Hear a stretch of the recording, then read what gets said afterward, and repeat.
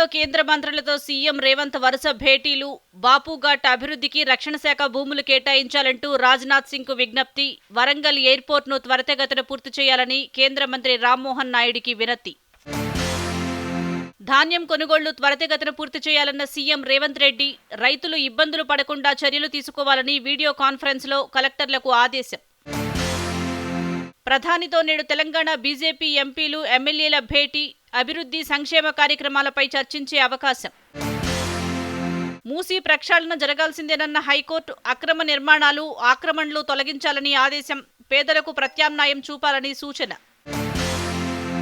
రాష్ట్రంలో కొత్తగా ఏర్పడ్డ 32 మండల పరిషత్లకు రాష్ట్ర ప్రభుత్వం ఆమోదం. పాలక వర్గాల ఏర్పాటుకు మార్గం సుగమం. ఆర్టీసీ డ్రైవర్లుగా మాజీ సైనికులకు అవకాశం. తాత్కాలిక ప్రాతిపదికన 1200 పోస్టుల భర్తీకి నోటిఫికేషన్. బీసీ కమిషన్కు రాష్ట్ర వ్యాప్తంగా 1336 వినతులు. ముగిసిన బహిరంగ విచారణ. ప్రభుత్వానికి త్వరలో నివేదిక. జనవరి నుంచి హైదరాబాద్ పాతబస్తీలో మెట్రో పనులు. సెకండ్ ఫేజ్ మెట్రోకు నిధుల కొరత లేదన్న metro MD NVS Reddy. DSC 2008 అభ్యర్థులకు త్వరలో ఉద్యోగాలు. ప్రభుత్వ ఆదేశాలతో కాంట్రాక్ట్ విధానంలో ఉద్యోగాలు ఇచ్చేందుకు అధికారులు చర్యలు. డిసెంబర్ 8 నుంచి 16 వరకు గచ్చిబౌలి స్టేడియంలో అగ్నివీర్ సైనిక నియామక ర్యాలీ.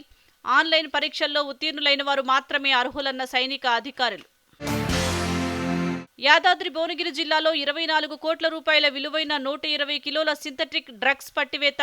3 నిందితులు అరెస్ట్.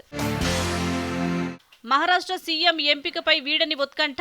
3 పార్టీల ముఖ్య నేతల మధ్య కొనసాగుతున్న చర్చలు.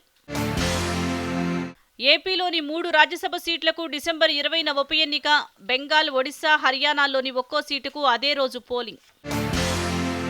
ఈ నెల 29న కాంగ్రెస్ వర్కింగ్ కమిటీ భేటీ. మహారాష్ట్ర, హర్యానా ఎన్నికల్లో పార్టీ ఓటమిపై సమీక్ష.